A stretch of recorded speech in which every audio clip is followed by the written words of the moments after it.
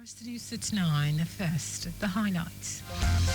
Governor Solo flags off strategic rural road project in Ikorodu to boost connectivity and trade. President Tinubu presents 1.78 trillion naira as 2025 budget of Federal Capital Territory to National Assembly. On the foreign scene, United Kingdom, India agree on trade deal after 3 years of talks. And in sport, Nigeria finishes second at African Wrestling Championships. Now the details. I'm Sarah Adesanya. Lagos State Governor Babajide Sanwo-Olu has flagged off the construction of the Monsuru Egbeyemi Alhaja Agbaje Street Road in Ikorodu, a 1.3 kilometers project aimed at improving rural infrastructure and driving local economic growth.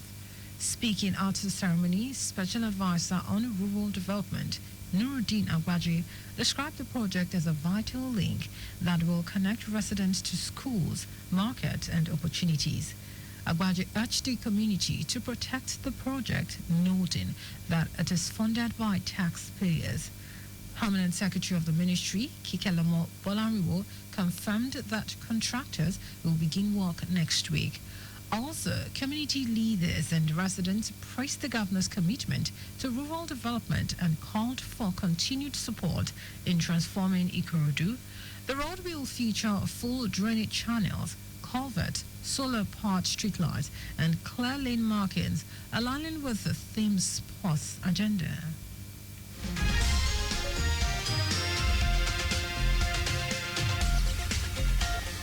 Since the establishment of the mid-level agro-produce hub at Idioromoshi and the commencement of market operation, over 2 billion naira transaction value have been generated for small-scale farmers and agro-producers in minimizing post-harvest losses and improving the quality of their produce. Commissioner for Agriculture and Food Systems, Abiola Olusoya, who stated this at the ongoing 2025 ministerial press briefing at Alausa to showcase the activities and programs of Governor Babajide Sanwo-Olu's administration in the last 2 years of his second term in office, said additional 3 mid-level agro-produce hubs are at various levels of construction at Agege, Abijo, and Okpebi. In the year under review, through the Food Bank Support Program, over 1 million households have received support through food bank interventions, while over 800,000 households benefited from food subsidy programs, cushioning vulnerable families against economic shocks. The administration's Urban Farming Initiative also provided support for Lagosians, especially women, to establish household poultry, snail, or vegetable farms, improving nutritional agency and creating alternative value chains that lessen reliance on expensive imported goods. According to Olusoya, the government provided 100 million naira agri-thon grant to 26 young agripreneurs to enhance agricultural productivity and strengthen food security, while phase 2 of the Lagos Central Food Security Systems and Logistics Hub under construction in Epe will soon be completed. In the agricultural space, towards enhancing agricultural innovation, the utilization of technology, and we have over 100 entrepreneurs now within the membership with the aim of inducting several more. And last year we had actually given out grants in about 100 million cash grants, which we provided to 26 of these businesses. And this, we are also collaborating with the Lagos State Employment Trust Fund, which serves as a channel. Olusoya stated that 15,000 agricultural produce traders across 57 local government and local council development areas of the state, including barracks, received 50,000 naira each under the Lagos Market Trader Money Program.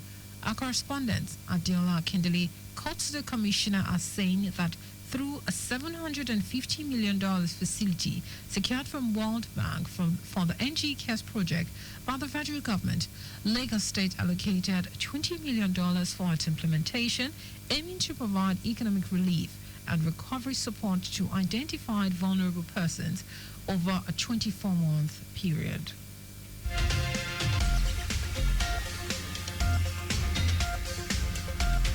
The Lagos State House of Assembly has called on the Commissioner for Police, Moshood Jimoh, and the state's neighborhood watch to intensify surveillance efforts to safeguard road users following increasing threat posed by migrants on road across the state. Lawmakers representing Koshofe Constituency 1, Ganiu Okolamo, raised the issue during the plenary session on the matter of urgent public importance.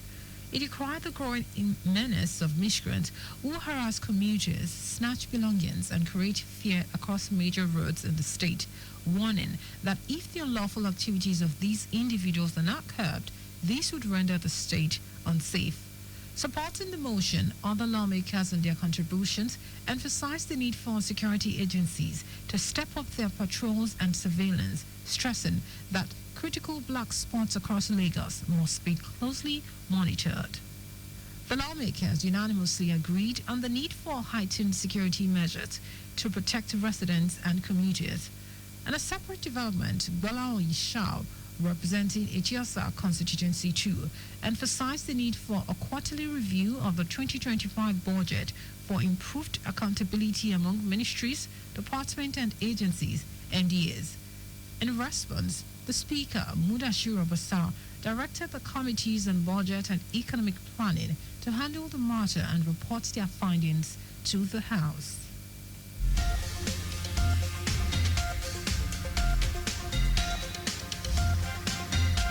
Educators across the Lagos State Education District converged recently at the district headquarters for the annual Subject Teachers Association Day, a dynamic celebration of collaboration and professional growth.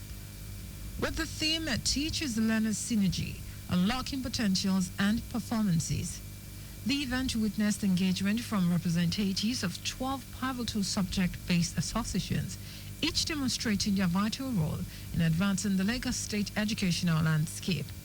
The Tutor General and Permanent Secretary of Education District 3, Idowu Oyetola, lauded the dedication of all associations, singling out the Biology Teachers Association, Biota, for their exceptional engagement and visibility.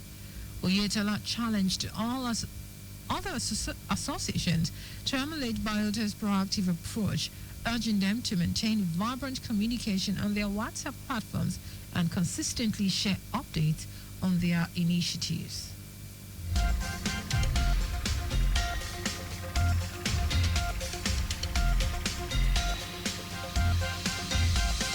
And now to the rest of the stories. President Bola Tinubu has presented a budget of over 1.78 trillion naira as the 2025 budget of the Federal Capital Territory to the National Assembly for consideration and passage. In a letter from the President read on the floor by the Speaker, Abbas Tajuddin, the President said the budget presentation to the National Assembly was in line with the provisions of Section 299 of the Constitution, which vets the legislative function of the FCT of the National Assembly.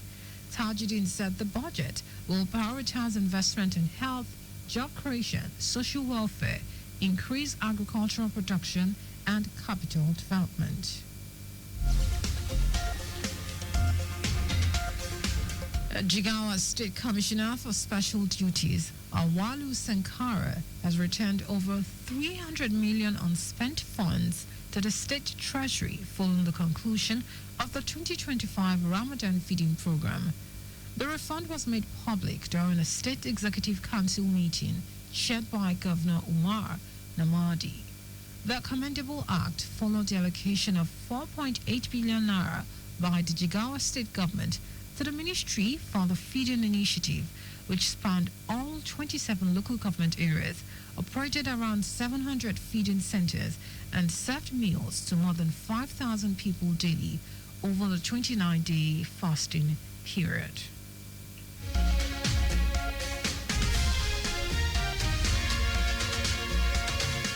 And in foreign news, the United Kingdom and India have agreed on a trade deal that will make it easier for the UK firms to export whiskey, cars, and other products to India and cut taxes on India's clothing and footwear exports. The deal comes after 3 years of on and off negotiations. The UK government said the deal does not include any change in immigration policy, including towards Indian students studying in the UK. Prime Minister Keir Starmer described the development as a landmark deal which would boost growth and deliver for British people and businesses. On his part, India's Prime Minister Narendra Modi described the deal as an historic milestone that is ambitious, mutually beneficial, and will aid investment, growth, job creation, and innovation in both economies. The deal is the biggest and most economically significant bilateral trade agreement the UK has signed since leaving the European Union in 2020.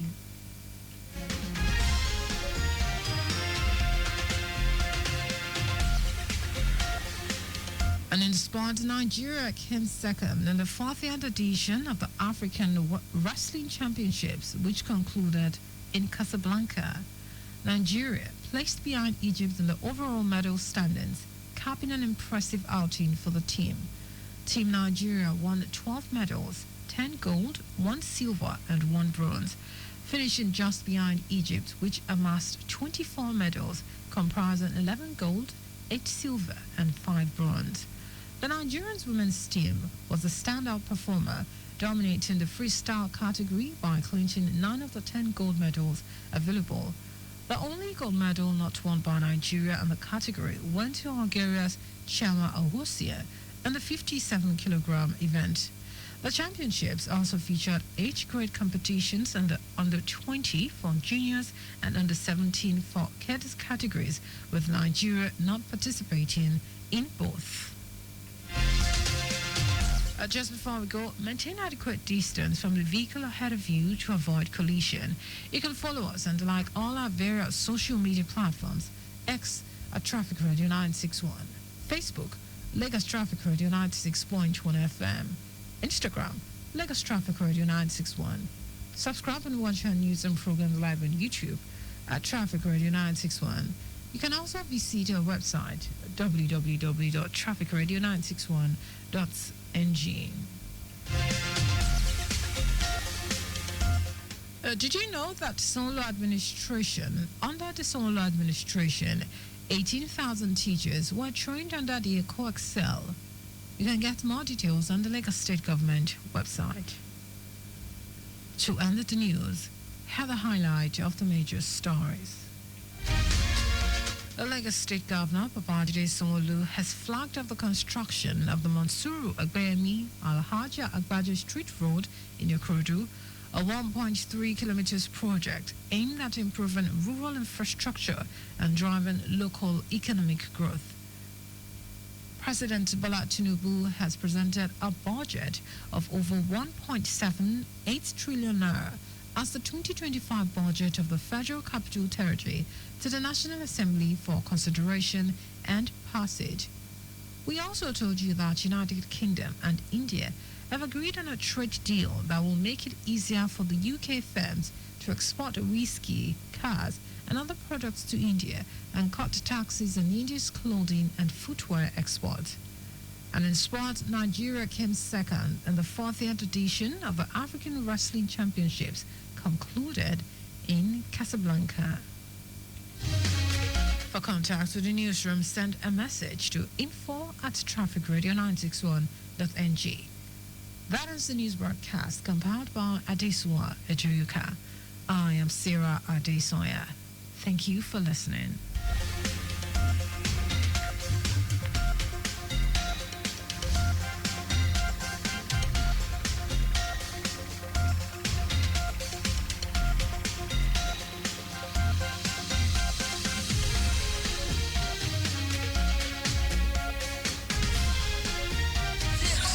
Bless me today.